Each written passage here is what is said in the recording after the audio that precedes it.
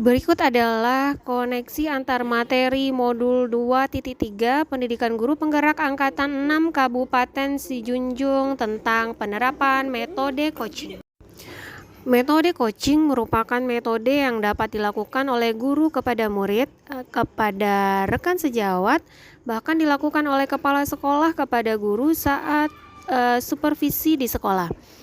Ketika kepala sekolah atau guru melakukan coaching, coachee tidak merasa digurui, tidak merasa disalah-salahkan karena paradigma berpikir coaching adalah kesetaraan. Coach itu setara dengan coachee. Selain itu, paradigma berpikir coaching adalah mengembangkan potensi yang ada pada diri coachee. Kompetensi yang harus dimiliki oleh seorang coach adalah yang pertama, coaching present, yaitu hadir secara penuh ketika coach itu mendengarkan cerita dari coachee. Ketika seorang coachee sedang berbicara, maka kehadiran coach secara penuh itu harus dimiliki oleh seorang coach dalam proses coaching ini. Coach harus betul-betul memperhatikan, kemudian tidak melakukan aktivitas lain ketika seorang coachee berbicara. Kompetensi yang kedua adalah mendengarkan aktif. Coach mendengarkan secara aktif sehingga ketika ia telah mendengarkan aktif, maka ia akan mampu menangkap emosi yang dirasakan oleh coachee dalam proses coaching tersebut. Yang ketiga, kompetensi yang harus dimiliki oleh seorang coach mengajukan pertanyaan berbobot. Ketika seorang coach sudah mendengarkan secara aktif, maka coach bisa memberikan pertanyaan yang akan membantu si coachee untuk menemukan solusi dari permasalahan yang ia hadapi.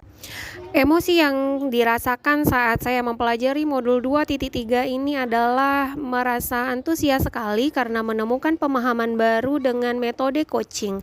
Karena naluri saya sebagai seorang guru yaitu seringnya menasehati dan menggurui murid saya. Tetapi ketika mempelajari metode coaching ini, kita harus mampu untuk mengembangkan potensi yang ada pada diri si coachee sehingga dia mampu untuk mencari solusi terhadap permasalahannya tanpa kita ajari atau tanpa kita gurui.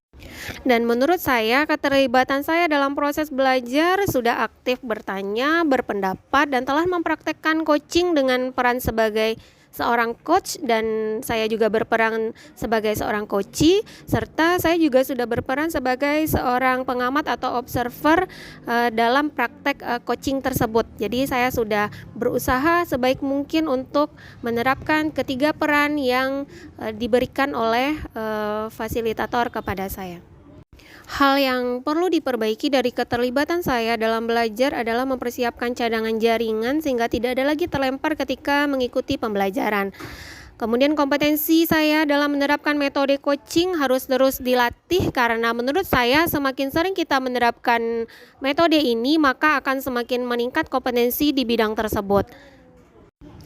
Implementasi dalam pendidikan guru penggerak yang masih menjadi pertanyaan bagi saya adalah apakah materi coaching ini juga sudah disosialisasikan kepada pengawas sekolah dan kepada kepala sekolah? Karena cara pengawas dan kepala sekolah ketika melakukan supervisi masih cenderung bersikap seperti mentor dengan metode mentoring. Nah, ini akan membuat rekan guru menjadi memiliki kewaspadaan atau was-was atau merasa takut ketika akan dilakukan supervisi oleh kepala sekolah bahkan oleh pengawas sekolah. Metode mentoring dan coaching memang tampak hampir sama, tetapi perasaan si coachee yang sedang mengalami masalah akan lebih dihargai ketika kita menerapkan metode coaching. Ia akan merasa lebih lega dan bangga karena berhasil menemukan sendiri solusi dari permasalahan yang ia hadapi. Berbeda dengan metode mentoring itu si orang yang bermasalah akan merasa terbebani, merasa takut ketika proses mentoring tersebut dilakukan. Tantangan yang mungkin akan dihadapi di sekolah untuk menerapkan metode coaching ini adalah membiasakan penerapan yang dilakukan oleh rekan guru kepada murid atau kepada peserta didik. Karena pada dasarnya naluri seorang guru itu cenderung untuk menasehati, tidak sabar ketika muridnya tidak menemukan solusi dari permasalahannya. Nah, ini menurut saya akan menjadi tantangan.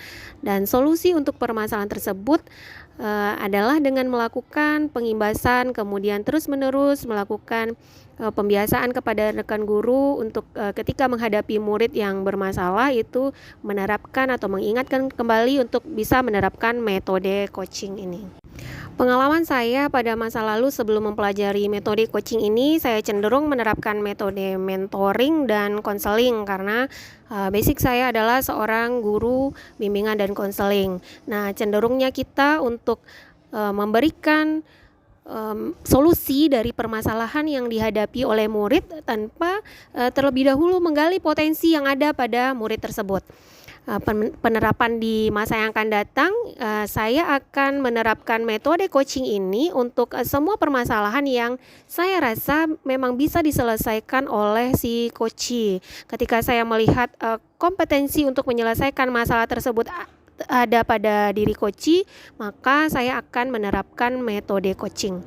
Nah, praktik baik yang telah saya lakukan yaitu saya telah menerapkan coaching kepada murid dan kepada rekan guru, walaupun belum seluruh permasalahan saya menerapkan metode coaching tersebut. Informasi yang saya dapat dari luar pendidikan calon guru penggerak ini, yaitu saya berusaha untuk menonton video di YouTube yang terkait dengan metode coaching. Begitu penuturan tentang koneksi antar materi modul 2.3 dari saya, Lisa Sismona dari Kabupaten Sijunjung. Sampai jumpa.